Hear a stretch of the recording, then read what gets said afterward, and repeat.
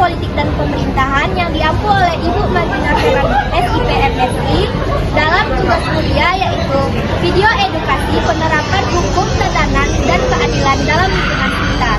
Sebelum kami memperkenalkan video tersebut, ada baiknya untuk memperkenalkan diri terlebih dahulu. Perkenalkan, saya Alia Zahwa Inaya dan rekan saya Hadi. Saya Aldo Prayogo. Saya Anissa Citra. Saya Ahmad Arif Fadila. Baik, langsung saja kita masuk ke pembahasannya. Cekidot. Menurut Sudik Nomer Tokusumo 2021, hukum adalah seperangkat alat yang mengatur tingkah laku manusia yang dikenai sanksi untuk menciptakan kedamaian dan keteraturan. Menurut Barda Nawawi Arif tahun 2020, tatanan merupakan cerminan dari kesadaran hukum masyarakat. Jika masyarakat patuh terhadap hukum, maka tatanan tersebut akan tercipta secara alami. Terdapat 3 aspek penting dalam tatanan. Yang pertama disiplin, kedua kontrol sosial, dan ketiga sanksi. Tentang apa itu disiplin? Nah, disiplin itu adalah kesadaran seseorang atau individu untuk melakukan atau mematuhi norma atau peraturan yang berlaku secara sukarela tanpa paksaan dari pihak manapun. Nah, dan juga disiplin itu juga merupakan landasan penting atau elemen penting bagi tatanan masyarakat. Menurut Kusuma tahun 2023 menjelaskan bahwa penegakan hukum adalah salah satu bentuk kontrol sosial formal yang memiliki sanksi yang bersifat mengikat dan memaksa. Menurut Franz Magnus Suseno tahun 2022 dalam Etika Politik dan Hukum menyatakan bahwa keadilan adalah nilai moral tertinggi yang harus diwujudkan dalam setiap sistem hukum. Karena tanpa adanya keadilan, hukum hanya menjadi alat kekuasaan yang tidak bermoral.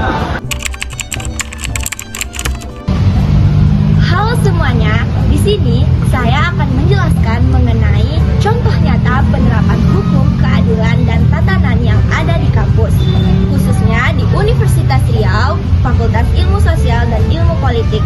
Nah, apa sih contoh nyatanya? Berupa kebijakan yang diterapkan oleh sistem parkir pada Fakultas Ilmu Sosial dan Ilmu Politik yang mewajibkan mahasiswa menggunakan KTM Visip untuk keluar dari gerbang parkiran Visip dengan cara menempelkan KTM Visip pada palang otomatis, lalu palang otomatis akan segera naik dan mahasiswa Visip bisa keluar. Nah, aturan ini dibuat agar mahasiswa bisa tertib dan juga menghindari kehilangan kendaraan bermotor pada mahasiswa Visip. Nah, untuk lebih lanjutnya, mari kita lihat bagaimana contoh penerapan ini.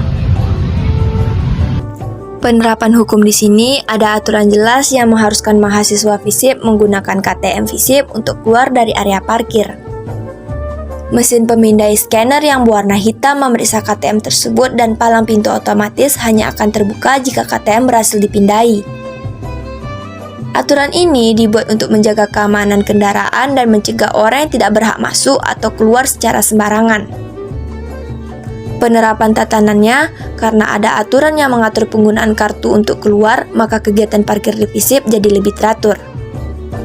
Tidak ada kendaraan yang keluar masuk tanpa izin dan palang otomatis membantu menjaga ketertiban di area parkir dan membuat suasana Visip menjadi lebih aman.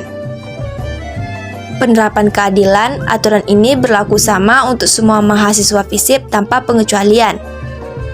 Semua harus mengikuti prosedur yang sama untuk keluar dari parkiran dengan menggunakan KTM. Jadi tidak ada yang mendapat perlakuan khusus atau diistimewakan. Dengan demikian, semua orang diperlakukan secara adil, setara, serta hak dan kewajiban masing-masing pengguna parkir terlindungi. Halo semuanya, sekarang kita masuk ke sesi analisis penerapan hukum dan keadilan pada sistem pengoperasian sistem parkir yang ada di Visip Unri. Nah, di sini saya akan mewawancarai seseorang yang akan ditanyakan mengenai sistem parkir Visip di Unri. Dan pada kesempatan kali ini sedang bersama siapa? Sama Laila. Jurusan apa? Ilmu komunikasi.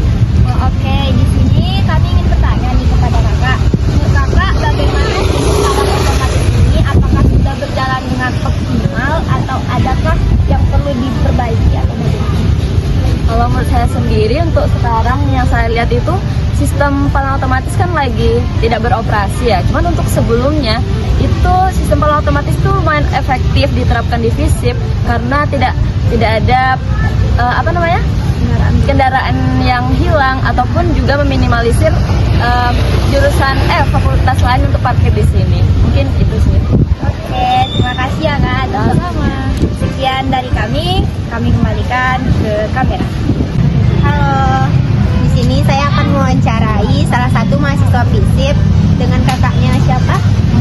Dengan nama saya Mesya Fitriandina dengan jurusan saya Ilmu Administrasi Publik angkatan 23. Nah, di sini saya akan bertanya Kak, menurut Kakak bagaimana peran Satpam dalam memastikan keadilan terutama di kebijakan parkir yang ada di FISIP ini? Menurut saya sudah keamanan Satpam sini sudah adil karena mahasiswa sudah tidak diperlakukan khusus, tidak diintimidasikan karena sudah tidak pakai KTM karena mereka nanti akan memastikan Satpam itu melihat sendiri ke parkirannya gimana. Satpamnya sini sudah melakukan keadilan di dalam parkiran. Terima kasih ya Kak. Nah, saran dari kelompok kami yaitu segeranya dilakukan perbaikan pada sistem palang otomatis di parkiran FISIP dan diharapkan kepada seluruh petugas untuk melakukan pengecekan secara berkala agar tidak terjadi terbengkalaian pekerjaan seperti ini. Nah, sekian dari saya. Terima kasih. Dan kami dapat menarik kesimpulan bahwa hukum, tatanan, dan keadilan itu merupakan satu hal yang terkait dalam membentuk kehidupan sosial yang teratur dan adil. Baik, di sini saya akan menjelaskan ulang tentang 3 poin tersebut. Yang pertama itu adalah hukum. Hukum adalah aturan yang bersifat mengikat, berlaku umum, dan bertujuan menciptakan keteraturan serta menyelesaikan konflik. Yang kedua itu adalah tatanan. Tatanan adalah kondisi keteraturan masyarakat tercapai melalui disiplin, kontrol sosial, dan sanksi dengan dukungan budaya serta pendidikan. Yang ketiga adalah yaitu keadilan. Keadilan merupakan nilai utama hukum yang menjamin hak setiap orang meliputi keadilan distributif, retributif, dan kolektif. Jadi, ketiganya membentuk dasar penting agar hukum berfungsi bukan hanya sebagai aturan, tetapi juga sarana menjaga keseimbangan dan kemanusiaan.